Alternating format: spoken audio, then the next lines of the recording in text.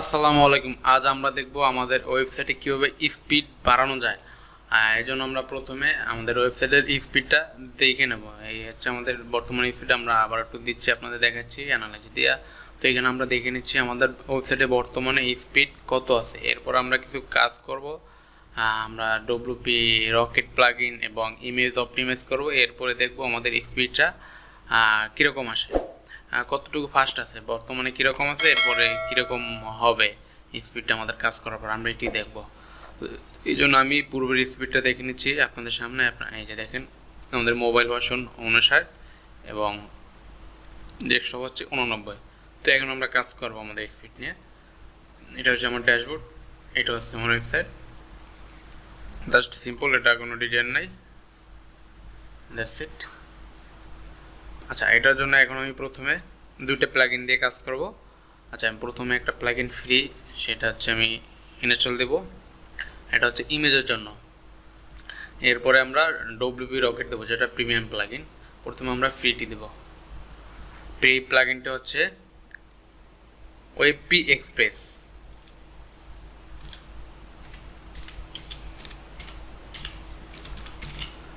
আমরা এই প্লাগইনটি দিয়ে আমাদের ওয়েবসাইটে যত ইমেজ আছে, জেপিজি, পিএনজি, যাই হোক না কেন, সব ইমেজগুলোকে আমরা ওয়েবপি ফরম্যাটে করবো। এটা হচ্ছে গুগলের একটি এক্সটেনশন ফরম্যাট, ওয়েবপি।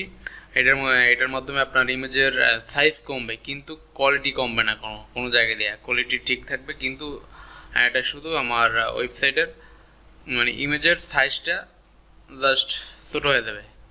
এটাই থাকে। যেমন ধরেন একটা ইমেজে 1 MB, ওইটা হবে আপনার 500 KB এরকম, কিন্তু আপনার ইমেজের কোয়ালিটি কমবে না, একই থাকবে, কোয়ালিটি লেস হবে না।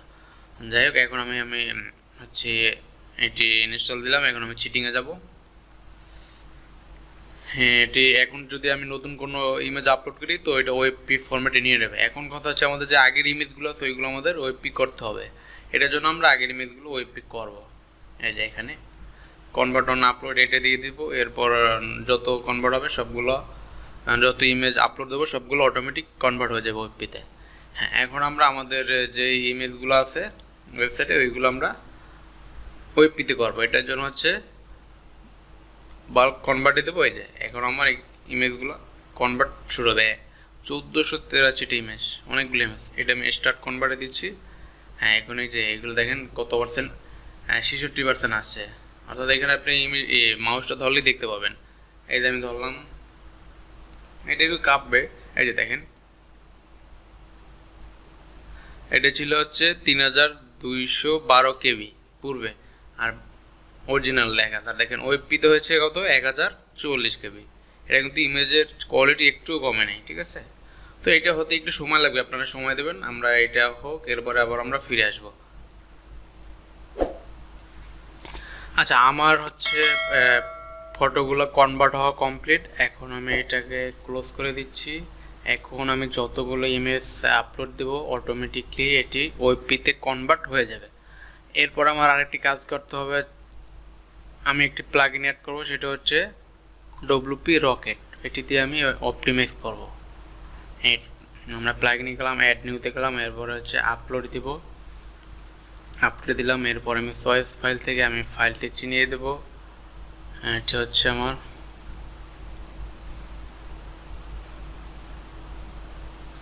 এটা আমি ইনস্টল নাওতে দিলাম।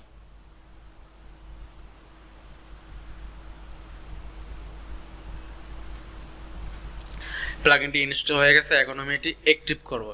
অ্যাক্টিভ প্লাগইনে দিলাম, এটি আমার অ্যাক্টিভ হয়ে যাবে।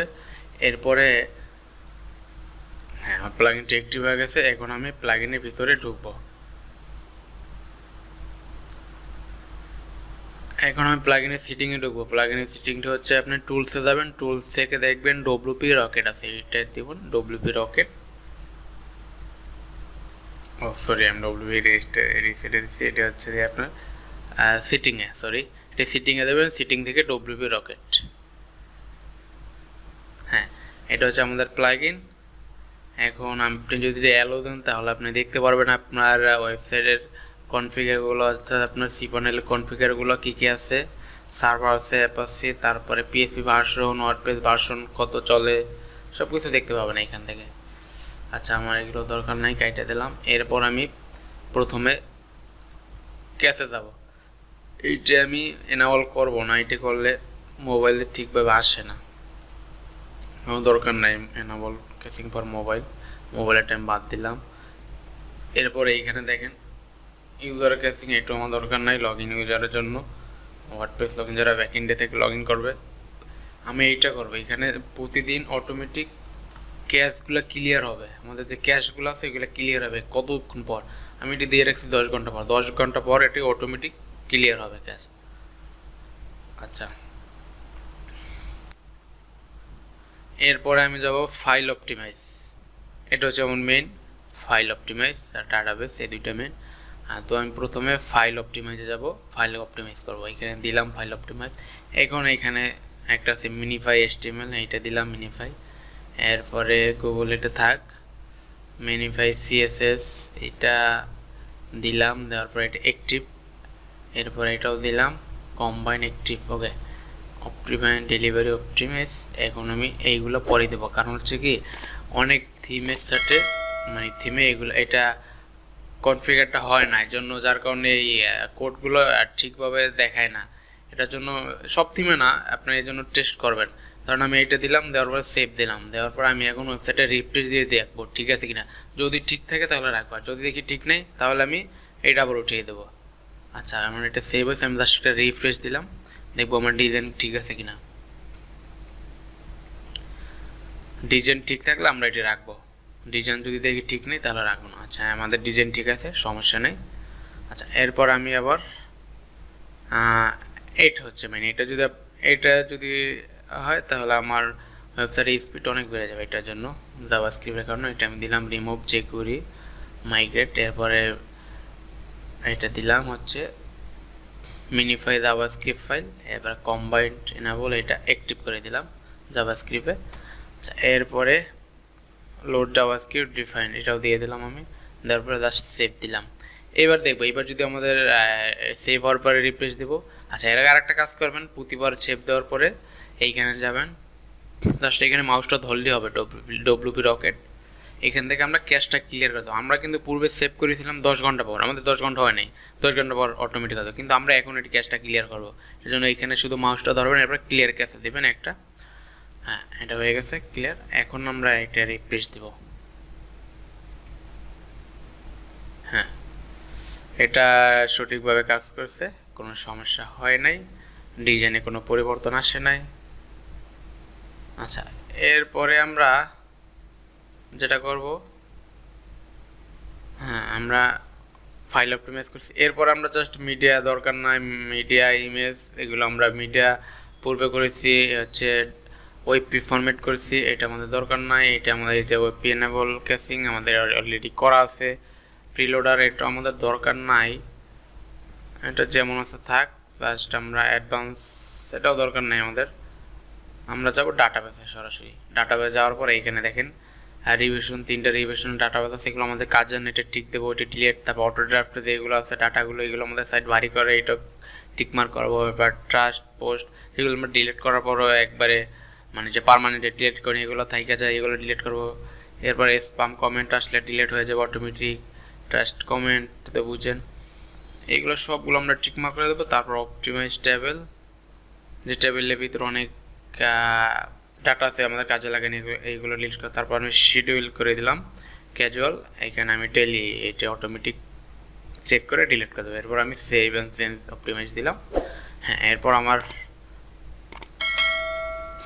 আমি আবার এটাকে রিফ্রেশ ক্যাশ ক্লিয়ার দেবো। আর আমার আপাতত আমাদের কোনো কাজ করতে হবে না, জাস্ট এটাই দেখেন এগুলো ডিলিট হয়ে গেছে, 0 হয়ে গেছে। হ্যাঁ, এখন 0 হয়ে গেছে। এখন আমি আবার রকেটের উপরে মাউসটা ধরবো, ক্লিয়ার ক্যাশে দেবো, দেওয়ার পরে এখন আমি এটা রিফ্রেশ দেবো। হ্যাঁ, আমার ওয়েবসাইট ঠিক আছে। এখন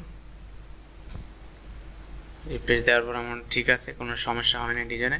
এখন আমরা এটি স্পিডটা দেখবো জাস্ট। এখানে আমাদের পূর্বে ছিল মোবাইল 59, ডেস্কটপ 89। আমরা তো একটু পরে দেখলেও ভালো হয়, কারণ এটি ক্যাশ থাকে, ক্যাশটা যেতে একটু সময় লাগে। আমরা একটু পরে এটি চেক করছি।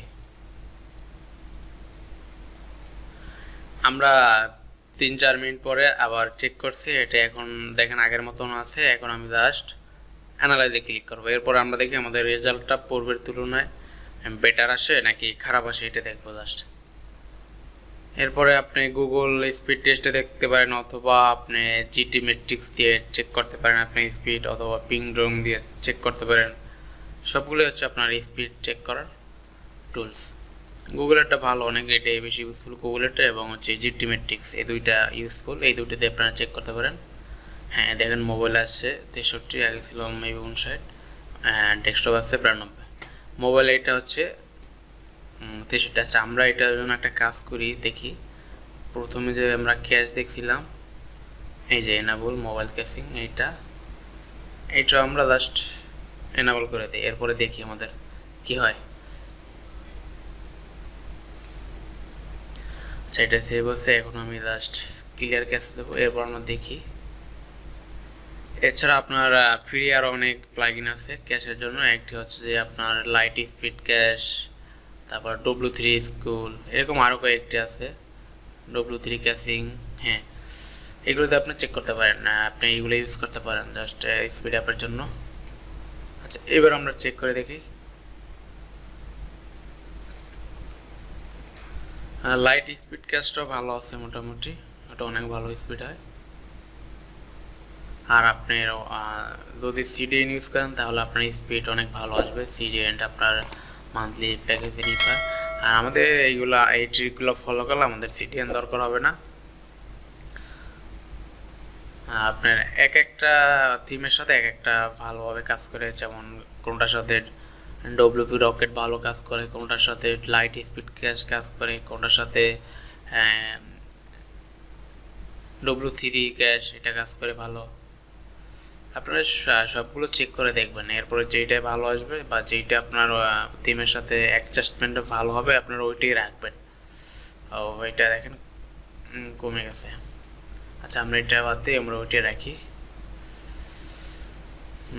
ক্যাশ থেকে এটা উঠাই দিই জাস্ট এটাই। এরপর সেভ এন্ড সেন্ড দেবো। হ্যাঁ এরপর আবার আমরা এটা দেবো।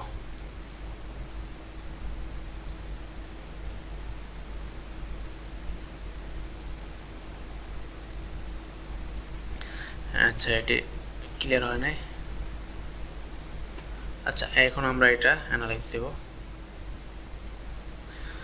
তো আপনারা এরকম একটা ওয়েবসাইট কিভাবে তৈরি করতে হয় এটা যদি আপনারা না জেনে থাকেন, অবশ্যই এখন আপনারা আইকন আপনার উপরে আইকন বাটনে ক্লিক করেন। এরপরে আপনারা ভিডিও লিঙ্ক পাবেন, ওইখান থেকে দেখে আসতে পারেন। এরকম একটি ওয়েবসাইট আপনারা খুব সহজে কীভাবে তৈরি করতে পারেন, এবং আরও কিছু ভিডিও দেওয়া আছে ওয়ার্ডপ্রেস প্লে লিস্টে যাবেন, ওইখান থেকে দেখে নিতে পারেন আপনারা, এবং আপনারা ভিডিও দেখে দেখে একটি ওয়েবসাইট তৈরি করতে পারেন। দেখেন এটা এখন হচ্ছে 62, এখন হচ্ছে 90। এটা এক এক সময় একটু বেশি কম হতে পারে, এটা সমস্যা না। আমার স্পিড অনেক পারফেক্ট আছে দেখেন। হ্যাঁ এখানে দিয়ে দিচ্ছে আপনার কোনটার জন্য সমস্যা। আমার প্রথমত স্পিডের জন্য আপনারা দুইটা বিষয় খেয়াল রাখতে হবে। একটা হচ্ছে আপনার হোস্টিং যে প্রোভাইডারের তাদের হোস্টিংটা আসলে সার্ভিসটা কীরকম। যে হোস্টিং যত ফাস্ট হবে আপনার ওয়েবসাইট অনেক বেশি ফাস্ট হবে হোস্টিংয়ের কারণে, এবং যে থিমের কারণে ওয়েবসাইট ফাস্ট হয়। আর একটা হচ্ছে থিম, ভালো থিমে ইউজ করবেন আপনার ওয়েবসাইট আরও অনেক ফাস্ট হবে, এটাই আর কি। এরপরে এইখানে দেখাই দেবে আপনার কী কী সমস্যার কারণে ওয়েবসাইটটা কী কী সমাধান করতে হবে। দেখেন ইমেজ এলিমেন্ট দেওয়া আছে, এগুলো আমরা করছি। তারপরে কোনটা কত সময় লাগছে দেখেন, এই যে স্পিড ইন্ডেক্স ইন 2 সেকেন্ড, এটা হচ্ছে আপনার হোস্টিংয়ের কারণে। এটাই বন্ধুরা, ভিডিওটি ভালো লাগলে লাইক করবেন, কমেন্ট করে জানাবেন, আর আপনি চ্যানেলে নতুন হলে অবশ্যই সাবস্ক্রাইব করে রাখবেন। দেখা হবে পরবর্তী ভিডিওতে। আসসালামু আলাইকুম।